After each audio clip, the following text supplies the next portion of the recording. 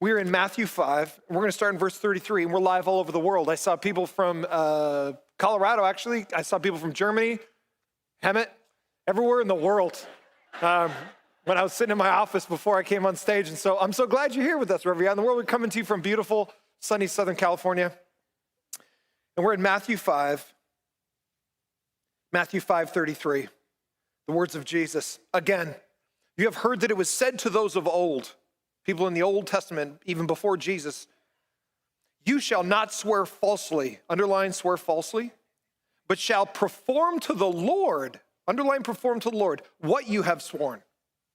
But I say to you, do not take an oath at all, either by heaven, circle by heaven, for it is the throne of God, or by the earth, for it is his footstool, or by Jerusalem, for it's the city of the great king. And do not take an oath by your head, for you cannot make one hair white or black. And those of us that are getting a little older, there's a little bit more white. Verse 37, underline it all. Let what you say be simply yes or no. Circle yes or no. Anything more than this comes from evil or from the evil one. Let me ask this question. Everybody look at me. When people talk behind your back and your name gets brought up in a group that you're not a part of, what association do people have with your name?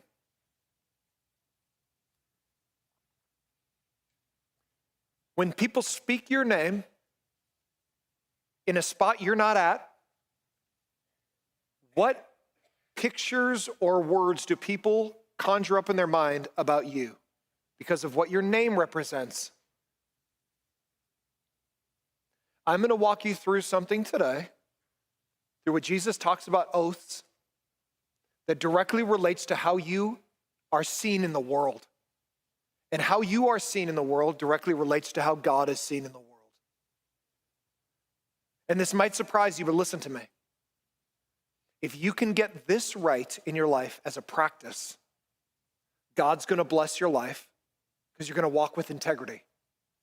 People around you are going to love you, at least most of them. Your life is going to be different if you can do what I'm asking you to do today through what Jesus is going to teach us. So if you got your notes, pull them out. They should be inside your bulletin if you came on campus. By the way, how are my fireplace people doing? Praise God. Let's go, my people. If you got your notes, pull them out. They should be inside your bulletin. If you're online with us, at the top of the comments section on Facebook and on YouTube, go way to the top. You click on it and my notes will come up. Here's how to deal with your word. So look at the topics Jesus pulls off, what we've been going over. Right after he gets done saying, hey, you're the light, you're the salt and the light of the world. And he goes, the very next thing he's like, I'm here to fulfill the law. And then the very next thing he says, let's deal with your anger because you're going to blow your life up. So get your anger right, which we looked at a few weeks ago. Then he goes, hey, let's deal with your lust. Your lust is going to blow your life up. So let's deal with that. Let's get that right. Make sure your sexual drives honor God. The very next thing, which I taught on last week, divorce, which a lot of us have either it's been a part of our lives or we've grown up in that kind of scenario. And we talked about what Jesus' view of divorce is. And then right here now we're going to talk about oaths. What you say, is it what you do? What you say, is that thing what you do? So it's interesting that oaths comes right out after divorce. Right after you just said, I'm going to be with you forever, except forever's only 2 years. Here we go. We're going to do some heavy lifting in all of our character today in this particular area. Number one, swear to God above. Number one, swear to God above. This might surprise you because Jesus actually speaks of this. What does it mean to swear to God? Here's what it means. In most ancient cultures, so everybody look, here's us. 2,000 years ago, bing, Jesus speaking this sermon to a bunch of people, just like I'm speaking today. And he says, it's been told to you by those of old. What does he mean? 1440 BC, before Jesus, so almost 3,500 years from us, is Moses. He writes the 10 Commandments. He writes a bunch of other laws that God gives him. One of those 10 Commandments is thou shalt not use the name of the Lord your God in vain. What does that even mean? Here's what it means. In most ancient cultures, to invoke a God's name was to say something about that God's character. In Egypt, which is where the Israelites came from as slaves, so they were enslaved in Egypt, Moses brings them out, the famous story of all the plagues. He brings them out. God gives them the 10 Commandments at the mountain, along with other laws. That's where that came from. So when the children of Israel, the nation of Israel, were living in Egypt as slaves, Egypt, which we all know, has a huge pantheon of gods. They had a god for the Nile. They have a god for beetles. They have a god for the water. They have a god for the sky. They got Ra for the sun, for the light. So you could see it today. So when we dig up a tomb, you see all their gods and what it represented. A god of a falcon. All these gods are in there. Well, guess what? This might surprise you, and you may have never even thought about this. King Tut's tomb is from the time frame of Moses. I want you to understand something. God supernaturally hid that tomb for almost 3,500 years. That when they opened that thing, when Carter opened up that tomb, it was literally a snapshot of Moses' day. You look in there, that little wood box that was near his sarcophagus, you see the gold winged cherubim that are wrapping around the corners, probably exactly what the cherubim were modeled after when they built the Ark of the Covenant. You see the chariot, all of King Tut's stuff inside of there. It's literally a snapshot of Moses' day. So what you might not realize is right around that range, Moses might have seen some of those things that are inside that tomb. And I say that for this reason. Moses and the children of Israel are saturated in polytheism. There's a God for everything. But the reality is if I take an oath, if I'm an Egyptian and I take an oath in Ra's name, another Egyptian goes, okay, you're connecting our business deal by swearing to Ra or swearing to some of the other gods. So I know what Ra is like based on what I've been taught. So I go, oh, this business deal must be pretty legit because it's one of the most powerful gods. And so I guess I'm trusting you because you're swearing to that God. Well, the thing is that those gods don't really exist. But the true God of Israel does exist. And he proved it when he took them all out of Egypt and he goes, hey, where's the God of the frogs? I'm going to send a million frogs into Egypt. Where's the God of the frogs keeping the frogs out? Where's the God of the beetles keeping the beetles out? I don't mean the Beatles. Okay, where's the God of the Nile? I'm going to split everything. I'm going to throw the water open. Where are all your gods? Bring them to the party. Oh, they don't exist because the true God exists. And that's the God of Israel. So watch, most nations, Babylonian, Chaldean, the Jews of ancient days, the Canaanites, the Egyptians, they all had this Romans, Greeks. Basically, the Romans just ripped off all the Greek gods and just gave them different names. But everybody had their own pantheon of gods. Zeus, think about it. There was a character that those gods had certain characteristics that if you swore by them, the other person would go, oh, you're swearing by the characteristic of that God.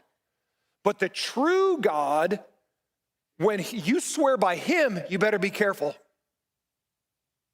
Because that God has the ability to do something in your life. Ra ain't coming after you. The beetle god ain't coming after you. Zeus ain't coming after you because they don't exist. But the true God, you have to be very careful how you represent the true God in the world because he has the ability to change your life.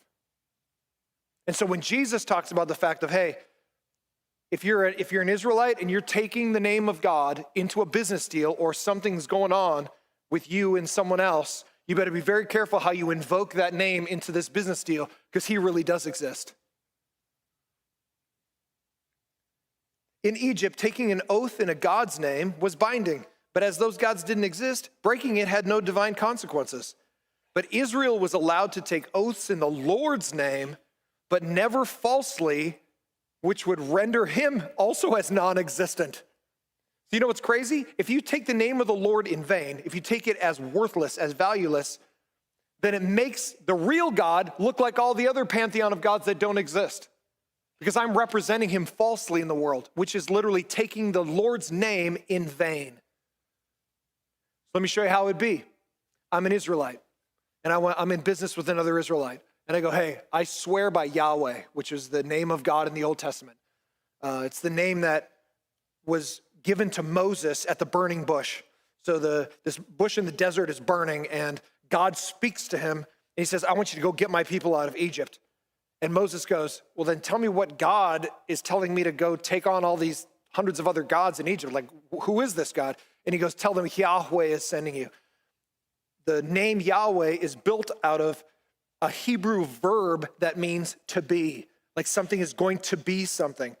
And the way God speaks of himself, God is the only being that has eternality as part of his character, as part of his ontology, like who he really is. He is eternal. He's the only being that never had a beginning. Angels had a beginning. You and I have a beginning. The earth has a beginning. The universe has a beginning. And someday all these things will have an end. God is the only being who starts things, and he doesn't need a starter. He's the only being that's eternal in all directions, in the past, in the present, and in the future. So when God says, tell him Yahweh, the God to be, is sending you, it means that I'm the same always. I never change. I never get old. I never get sick. I never created. I never die. I'm unlike anything. I'm not like the gods that are just made up by men. I am the true God, and nobody's like me. And so Moses now represents that God. He shows he's the true God. The nation of Israel leaves. When Israel now, as God's people, go into business deals, they are allowed to take God's name into a business deal. Hey, we're going to go into business together. I promise to do these things in the business. I swear to Yahweh that I'm going to get this thing done. Now, if I'm the other Israelite, I go, whoa, he is swearing to God, the true God. So this must be legit. Like, I know you're going to do what you're going to say you're going to do, because I know the real gods could punish you. The other gods are made up, but this one isn't. So that gives me some peace, like, okay, he's legit. Like, he's calling on the true God. Yahweh, I swear by it. Awesome. Here's what it means to swear in vain. I swear by Yahweh that this business deal is going to get done, but I know in the back of my mind, I'm actually not going to get it done. I'm just going to make money off this thing, and I'm trying to rip him off. But God knows, and I'm being deceived as the other guy. So that's what it means to take the Lord's name in vain. It means I'm manipulating me to get something out of me by using God's authority. I'm abusing God's authority to get what I want. So watch, all the way through the Old Testament, people were being manipulated by claiming God is going to be true in their interactions, but actually they were just manipulating people by using God's name. And here's our principle. Ready? Names are a picture of a person's personality, position, and power. Ready? Your name, when it comes up in conversation, means something. Or like when somebody texts somebody your name. Hey, have you seen, Greg lately? Oh, you mean Greg Johnson? No, I mean Greg McDaniels. Oh, I like him. I thought you meant the other Greg. Guess what? Your name, when it comes up in text or verbally, it represents you. Your name literally goes ahead of you into conversations, and it's representing you, and you're not even there. So both for good or for bad, people go, oh man, dude, that guy's a loser. Oh, you didn't mean that Greg? Oh no, I love that Greg. Oh, the other Greg.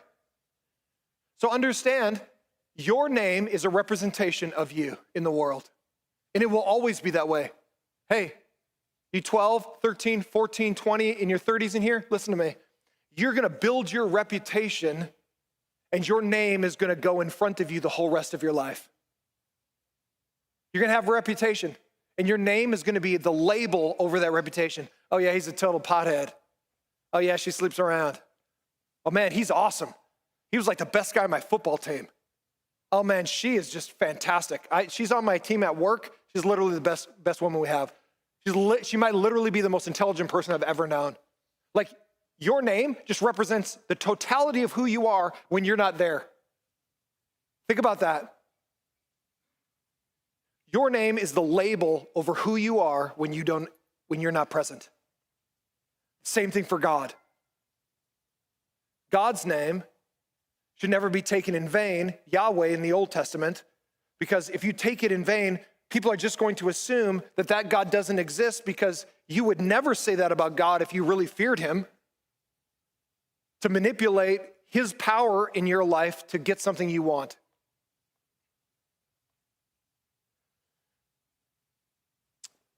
Let me show you what I mean. Elon Musk.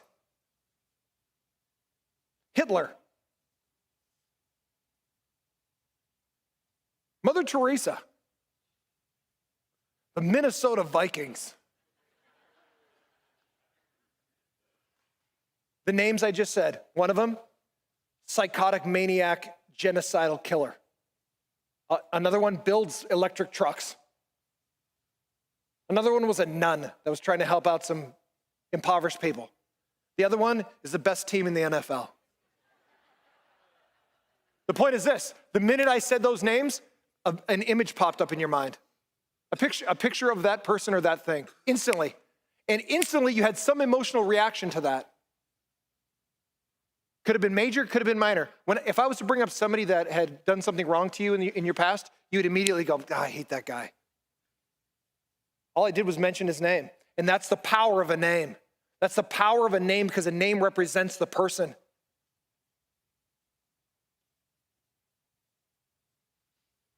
Israel was to be a light to the nations about the true God among all the false gods. So Israel wasn't to use God's name as profanity, which was blasphemy. So blasphemy is just a fancy word that means to treat with disrespect or contempt. So it's like you would use God's name, but you weren't really meaning it. And let me help you with this. Our culture is a massive culture of disrespect. We disrespect people in authority all around us. Our culture has never been this bad. We have thrown off all respect. We want respect as people. We're like, I want you to respect me, respect my choices, respect who I am, blah, blah, blah. But we don't want to give that to other people. A cop pulls you over. Man, you jerk, man, you should be busting the people. Yeah, you're one of them. I'm busting you. Man, blah, blah, blah, blah. You don't say sir, you don't say officer, you don't do whatever. He might literally be saving your life because you've been speeding or you're drunk or whatever. But it's like we're so disrespectful as a culture, we don't even respect somebody else's position that God has given them in our own lives. We don't respect our parents. We don't call anybody sir or ma'am or pastor or officer or president or whatever, because we just feel like, man, I'm all about me. And we tend to be disrespectful rather than respectful. And let me help you, especially if you're younger, you will get respect when you give respect. And even if you feel like, man, I'm not going to give respect until I'm blah, blah, blah. That's how you die. Okay? Don't be arrogant.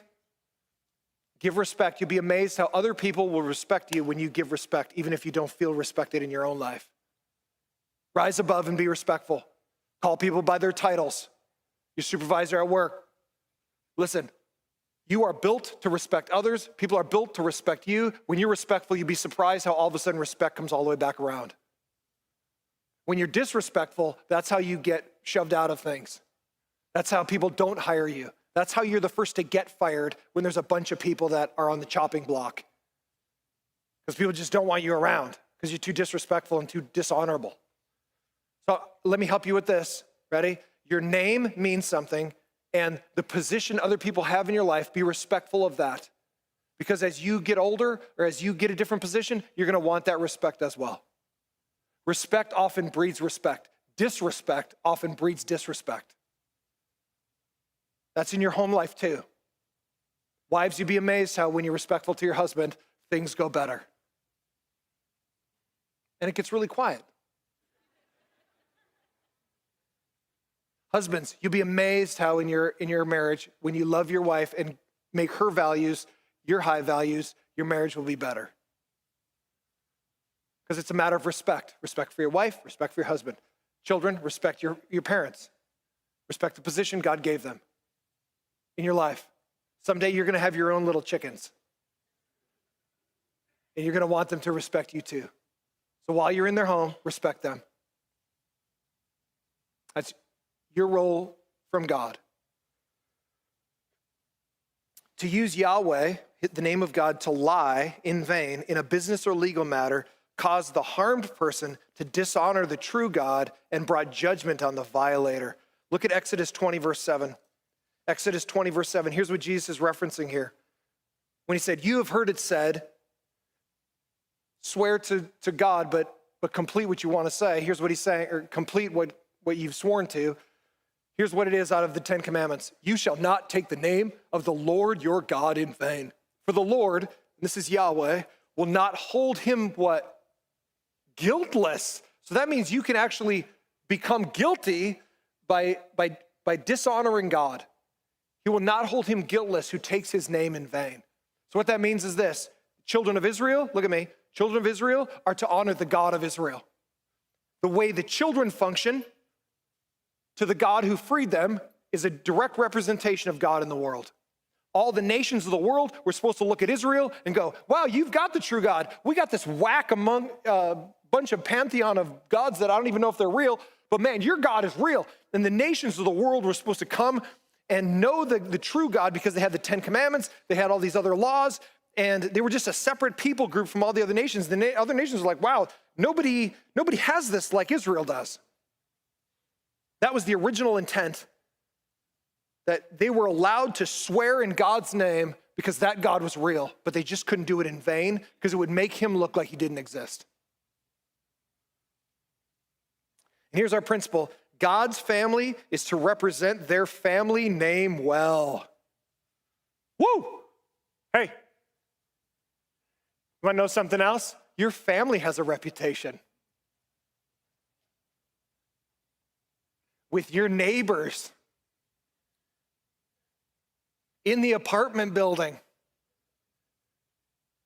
or maybe your backyards butt up to one another with a fence. You know, your family has a reputation. And if I was to ask some of your neighbors, they'd go, oh, dude, the Johnsons, wow. Every Wednesday, it's just like a drunk fest over there, and plates hit the ground, and they're screaming and yelling. Dogs are jumping over the fence into my backyard because they're so scared. Like your family name has a reputation. For good or for bad. And it can be good. Like you wouldn't believe this. Oh yeah, the Johnsons, literally my mom lives across the street from them. She's kind of elderly. She can't get out very much anymore. But I'm gonna tell you, I think the son, there's like a 14 or 15-year-old son that lives there. Every stinking Tuesday, he comes out and pulls out my mom's trash can because she can't do it herself. So her trash gets picked up. I don't know who's running that home over there, but that home really blesses my life. And they don't even know it, that they're taking care of my mom.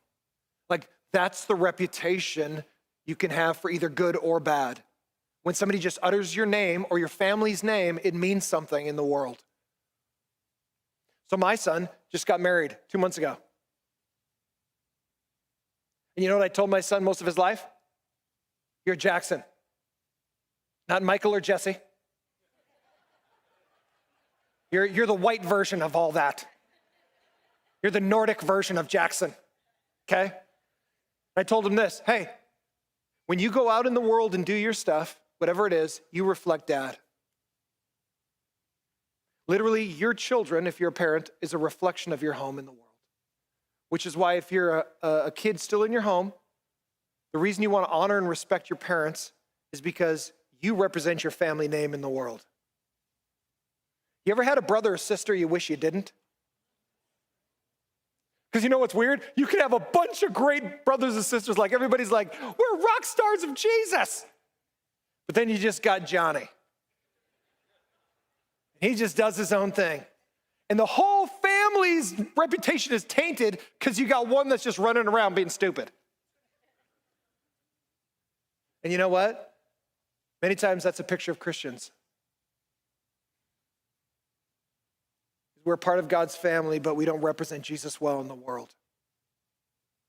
We join God's family, but man, we don't make Jesus look very good. Because we don't act with integrity. We say one thing, but do it different. When my son got married, it was interesting for the young lady that joined our family. Because now, when I told my son, hey, you're an extension of dad, well, guess what? I'm an extension of my dad. My dad was an extension of my grandfather. So we're all Jacksons, and our family has a reputation of whatever it is, for good or for bad. And so I told my son, hey, you're the handoff, son.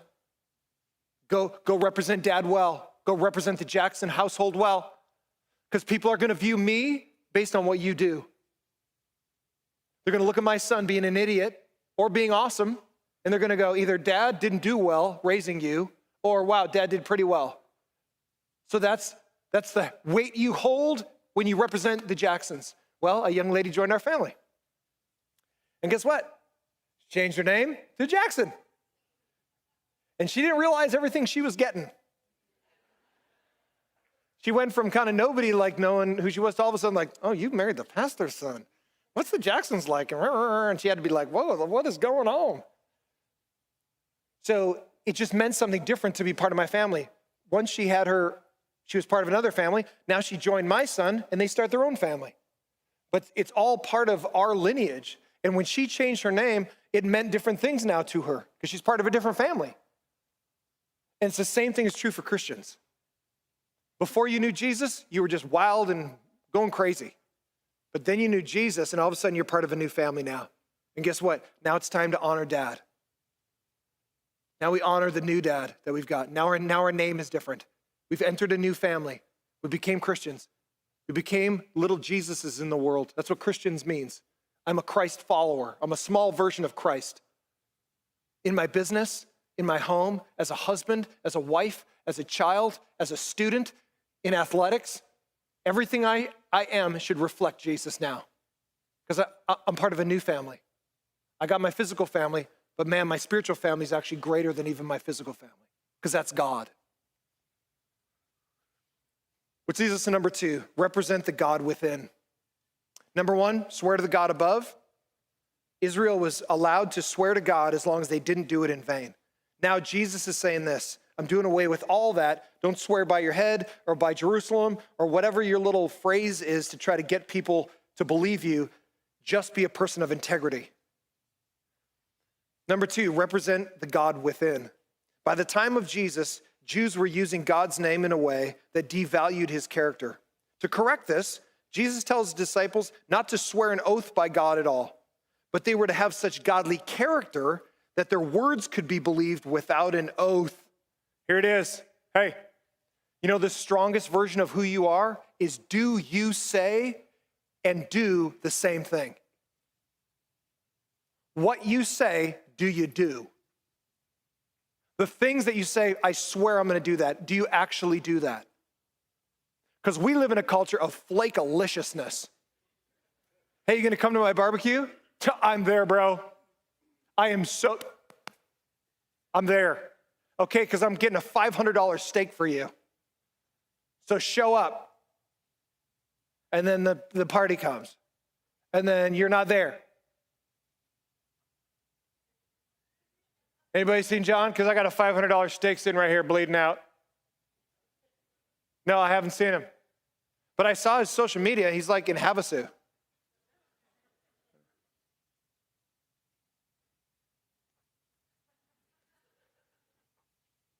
Yeah. Who is this? This is your daddy telling you should have been at my barbecue because I bought you a steak. Oh, you can't hear me?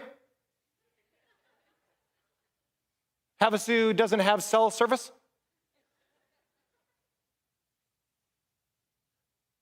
Ready? People rely on your word. Let me give it to you like this. People shouldn't even have to write a contract with you because you're so reliable. Jesus is saying here, let your yes be yes and your no be no. Stop swearing to things or trying to manipulate people. Just do what you say you're going to do. When you say you're going to get married to somebody and live with them for the rest of your life and you're not going to sleep around on them, then do that. If you say you're gonna go to school and stop using ChatGPT for your assignments, oh, all of a sudden it just got real up in here. Then do that thing, unless that's allowed in class. But if it's not allowed, then don't do that thing. If you swear you're gonna do something, then go do that thing. Jesus is just saying this, hey, if God has integrity, then the people who say they follow God should have integrity. Let me help you with what integrity is. Integrity means you're the same person every single place and every single time. That's what integrity, it means I'm whole. I am non-fractional. I guess this is fractional when I go like this. It means I'm not one person at 2 a.m. at the Stampede in Old Town and a different person up here talking about Jesus. It means I'm the same person online as I am right here.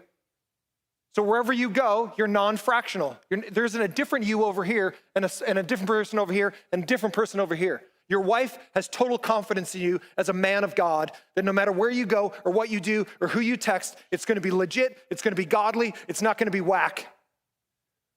Your husband has total confidence in you as a wife that you're not doing something weird in the background, that you're spending the money correctly, that you're doing the right thing as a woman of God. Everybody should have confidence in you that your yes is yes and your no is no, and I never have to doubt it. That's what it means. If God has perfect integrity, he never lies, he never does the wrong thing, he never swears to something and never does it. If I believe in Jesus, then I should be like Jesus. I'll never be perfect, but I can always strive to have integrity in my business dealings. Listen to me. There are gonna be business deals you're gonna lose money on. But if you swore to it, then just eat the money. God can give you more money. He can't give you a better reputation. Scripture says this, blessed is the man who holds to his word even to his hurt. Which means even when you lose, you still win when you trust God and do what you said you were gonna do. Yeah, I'm gonna take a bath on this business deal. It's gonna be like 10 grand I'm gonna have to eat. Instead of going, oh yeah, it didn't work out. I know I swore I'd do that thing, bye. I go, nope, I'm gonna pay that off in little chunks to you because I said I was gonna do it. That's what that means. And then the person who you could have ripped off goes, there is a true God, because that's really unnatural. Because everybody else in my world would have just stiffed me for that 10 grand. All of a sudden, me, an atheist, I go, maybe God is real, because I've never seen anybody do that. That's what it means. That's a power of integrity. You don't have to be perfect. Just do what you say you're gonna do, because that reflects the God who always does what he says he's gonna do. I digress. Look at this. Christians are the most like Christ when they resemble Christ the most. Look at this. Look at it with your eyes. Christians are when am I the most like Christ if I'm a Christian? When I resemble Christ the most. And one of the most pivotal things is, do you represent your dad well? Hey, kids that are still at home, you're 12, 13, 14, 18, 52. I got a different message for you, a 52-year-old. Able-bodied person living at home. That's a different message, but let me tell you this. Ready? Someday you're gonna be on your own, and it might be pretty quick. You represent home, so represent home well. Because someday you're gonna start your own home. And you want your babies, your children, to represent you well. Same thing with God. Ready? You became a Christian. You became a follower of God. Now it's time to represent dad well. It's time to represent our family well. Unfortunately, Christians have a really bad reputation in our culture. Hypocrites, pastors sleeping around, pastors stealing money. Christians don't do what they say they're gonna do. They're all Republicans and they hate everybody else. Whatever the stereotype is, right? Forget all that garbage. Just be who God asks you to be, which is be a man or woman of integrity. You will shine a light in this world as bright as the sun. And people will come to know Jesus because of the integrity that you have. God doesn't ask for perfection. He just asks you to have integrity in your life. Be the same person at 2 a.m. on Friday as you are on Sunday morning, as you are on Monday afternoons. Be that person, and God will bless your life. Because you're like him. He blesses those who are like him.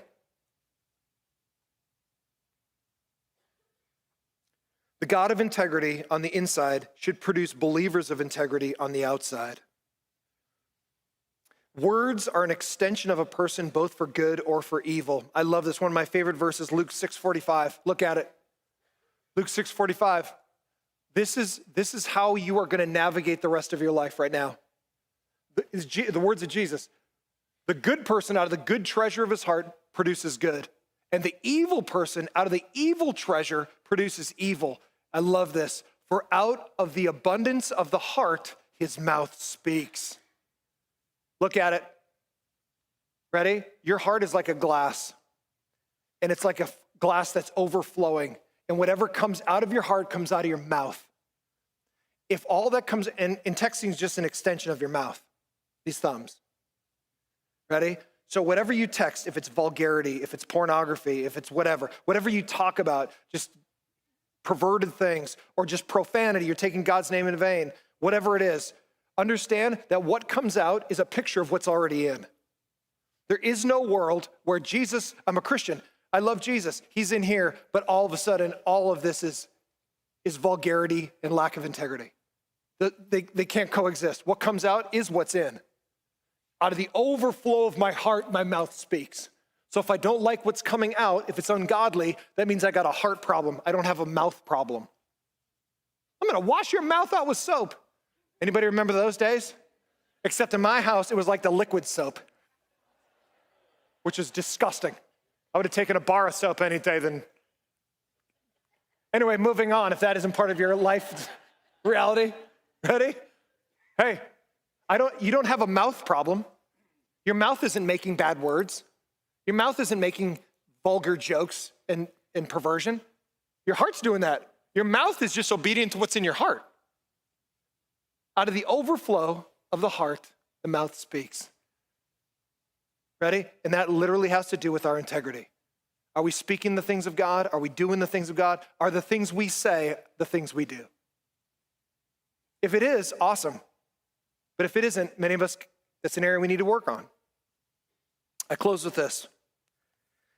Lying and manipulation aren't from God. For Christians, their word should be their bond, and their promise should be their guarantee. At home, at work, at school, and at play. Here's our principle. For the Christian, what gets said is what gets done. Woo! Let me show you how this works in my life.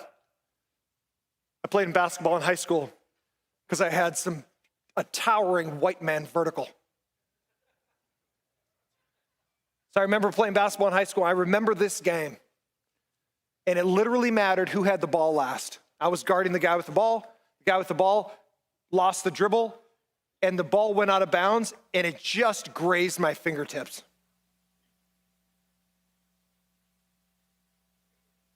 And the ref didn't see it. True story. And he called it for our team because the last team to touch it was the other team. And so we'd get the ball and with a chance to win. And I remember, all of a sudden I had this moral problem right in the middle of the basketball game. All of a sudden it's like, maybe that was just the Holy Spirit kissing my hand. Love you, love you. So you make up all these weird things like, everybody's gonna hate me and then we're gonna lose this game, blah, blah, blah. I'll just make up a lie or like, no, I didn't touch it. And I remember going, yeah, no, I told the ref because he had already called it for the other team, or he had already called it for us. I go, no, I touched that. And everybody was, even the ref's like, even the ref was in shock. And my team was like, you're an idiot. Can't you just not do that thing that you just did? But guess what? It was a watershed moment for me because I wanted to be the same. Everybody knew I was a Christian on the team. It was a watershed moment for me. It was like, dude, either I'm gonna say what's true or I'm gonna just flop over like everybody else would, like everybody expects in our culture. So here's the point I'm making. I don't care if you're at a rec league game. I don't care if you're doing multinational deals and you're ripping checks for hundreds of millions of dollars. I don't care what you're doing or you're talking to your wife about taking the trash out. If you say you're gonna do it, you know, your wife shouldn't have to tell you. She already told you 6 months ago. It's about time to getting around to do that thing. Maybe she wouldn't have to nag you if you actually did what you said you were gonna do. Ready? What that means is this.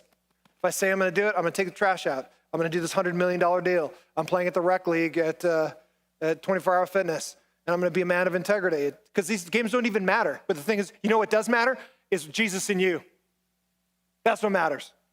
God can always give you more money. God can always give you more fame. God can always give you more other stuff. But you know what God won't do? Have you be a man or woman of integrity. That's on you. That's on me.